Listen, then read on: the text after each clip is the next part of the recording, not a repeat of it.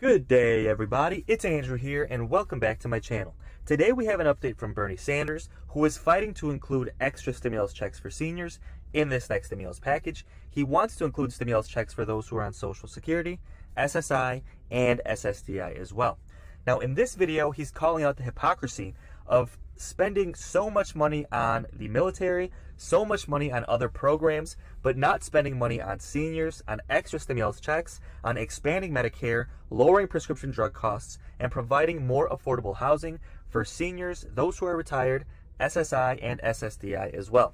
So he took the Senate floor discussing all of these issues and the hypocrisy of spending on these other programs, but not willing to take care of seniors after President Biden and Democrats promised to take care of seniors on the campaign trail. Now guys, the purpose of this channel is to be a voice for seniors and be a voice for those who are disabled, so this is why we're sharing this video. In a previous video, we shared a short clip. This is going to be the entire thing. Bernie Sanders takes the floor, urging Congress to expand Medicare, expand Social Security, approve more stimulus checks, and take care of seniors in this country, folks. So do me a quick favor, hit like, hit subscribe, and share this video with anybody who you think might find this helpful. The more we share this content, the louder our voice gets, and the harder it gets for Congress to ignore us. So let's take a look, see what Bernie Sanders had to say. Listen to the whole thing, folks. He drops a lot of important points here. So let's listen to Bernie Sanders, and let me know your thoughts in the comments below. Madam President, if there was ever a moment in modern American history when we need to fundamentally review our national priorities, now is that moment. Day after day, here on the floor of the Senate and back in their states, many of my colleagues talk to the American people about how deeply concerned they are about the deficit and the national debt. They tell us that we just don't have enough money to expand Medicare, to cover dental care for seniors, to cover hearing aids, to cover eyeglasses. We just don't have enough money to do what every other major country on earth does, and that is guaranteed paid family and medical leave. At a time when hundreds of thousands of bright young people are unable to afford a higher education and millions are struggling with student debt, my colleagues tell us that we just don't have enough money to provide 2 years of free tuition at community colleges. When we have over 500,000 Americans sleeping out on the streets, including a few blocks away from the nation's capital, we just don't have enough money to build the low-income and affordable housing this country needs. And at a time when the scientists are telling us that we face an existential threat in terms of climate change, we are told that we just don't have enough money to transform our energy system away from fossil fuel and create a planet that will be healthy and habitable for our kids and future generations. Just don't have enough money. Yet today, the U.S. Senate will begin consideration of an annual defense budget that costs $778 billion. $778 billion for 1 year. And that is $37 billion more than President Trump's last defense budget, and $25 billion more than what President Biden requested. And by the way, all of this money is going to an agency, the Department of Defense, that continues to have massive cost overruns year after year, wasting enormous amounts of money, and is the only major governmental agency in the federal government not to successfully complete an independent audit. Now, isn't it remarkable how even as we end the longest war in our nation's history, the war in Afghanistan, concerns about the deficit and the national debt seem to melt away under the influence of the military-industrial complex. People sleeping out on the street, people dying because they don't have any health care, Kids unable to get the early childhood education they need, not a problem. Can't afford to pay for those things.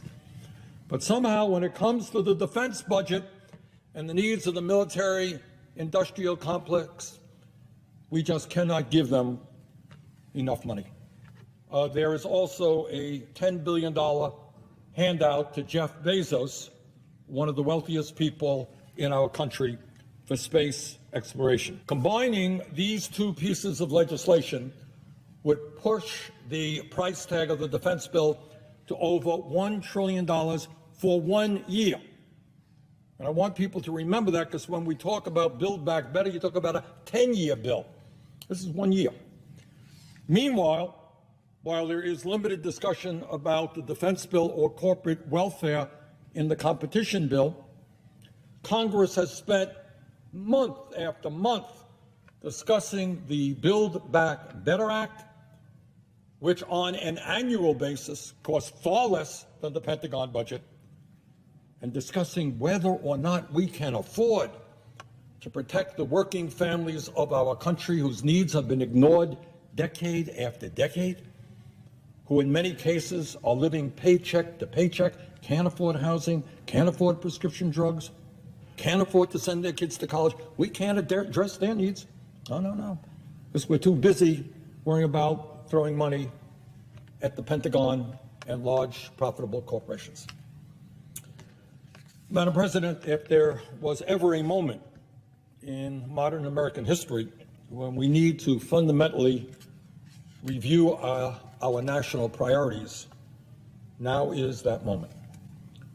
Whether it is transforming our energy system away from fossil fuels, whether it's guaranteeing paid family and medical leave, whether it's providing health care to all of our people as a human right, as virtually every other major country does, whether it is taking on the greed of the pharmaceutical industry, which charges us by far the highest prices in the world for prescription drugs, whether it is addressing our crisis in affordable housing or providing childcare and pre-K to the little kids, now is the time to reassess our priorities.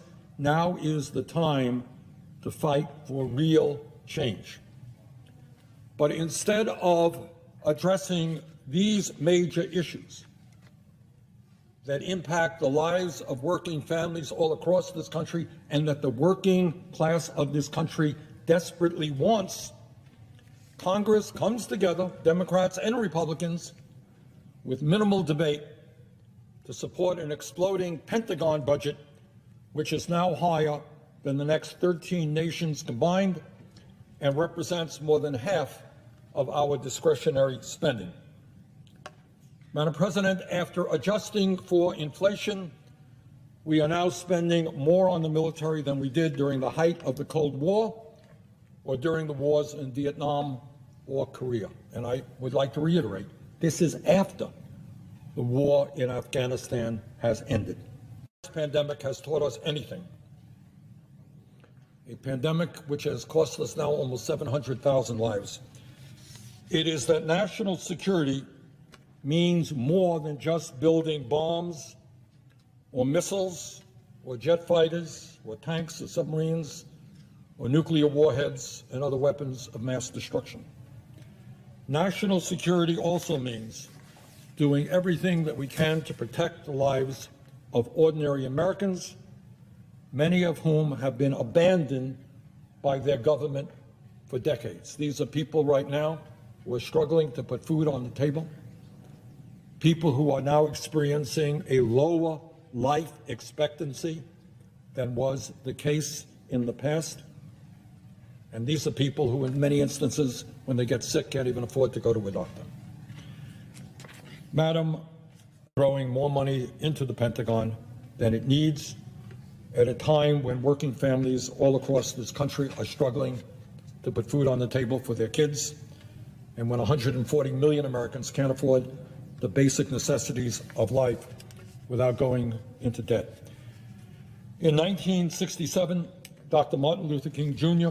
warned us that, and I quote, "A nation that continues year after year to spend more money on military defense than on programs of social uplift is approaching spiritual death, end quote.